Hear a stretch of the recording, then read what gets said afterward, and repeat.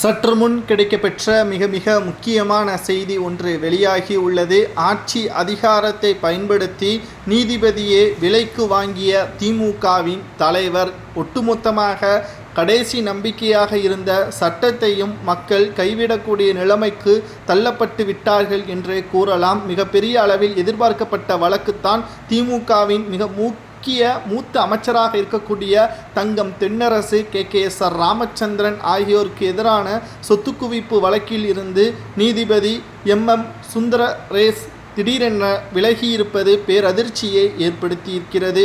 Supreme கோர்ட்டில் இந்த வழக்குகளில் மேல்முறையீடு மனு மீதான விசாரணை MM சுந்தரேஸ் ராஜேஷ் பிந்தல் அமர்வில் நடைபெற்று வந்தது. இந்த நிலையில்தான் இடம்பெறாத வேறு அமர்வு முன் இந்த வழக்கை பட்டியலிட நீதிபதி MM சுந்தரேஸ் உத்தரவிட்டுள்ளார். பெரும் பரபரப்பை ஏற்படுத்தியுள்ளது.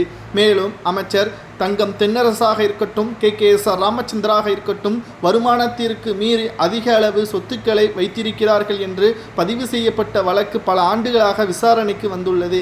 அதாவது எப்படி இந்த வழக்குகளை பார்க்க வேண்டும் என்றால், திமுகவின் ஆட்சியில் இந்த வழக்கு தோய்வடையும். அதுவே அதிமுகவின் ஆட்சியாக இருந்தால் இந்த வழக்கு வேகம் எடுக்கும். அதேபோல்தான் கடைசி நேரத்தில் அதிமுகவின் ஆட்சியின் பொழுது இறுதிக்கட்ட விசாரணை வரும் பொழுது ஆட்சி மாற்றப்பட்டது. திமுக அரியணையில் ஏறியது. அதிலிருந்து இந்த வழக்கானது இன்று வரை சுமார் 4 ஆண்டுகள் ஆகியுள்ள நிலையிலும் விசாரணை தள்ளிப்போய் கொண்டே இருந்தது. இறுதியாக இறுதி தீர்ப்பு, இவர்கள் குற்றவாளிகள், சொத்துக்கு அதிகமாக பணங்களை சேமித்து வைத்திருக்கிறார்கள், வருமானத்திற்கு அதிகமாக சொத்துக்களை சேகரித்து வைத்திருக்கிறார்கள் என்ற உண்மை தன்மை சாட்சிகள் அனைத்தையும் நீதிமன்றத்தில் சமர்ப்பிக்கும் பொழுது நீதிபதி நான் இந்த வழக்கை விசாரணை செய்ய மாட்டேன் என்று விலகிவிட்டது பேசும்பொருளாக மாறியிருக்கிறது.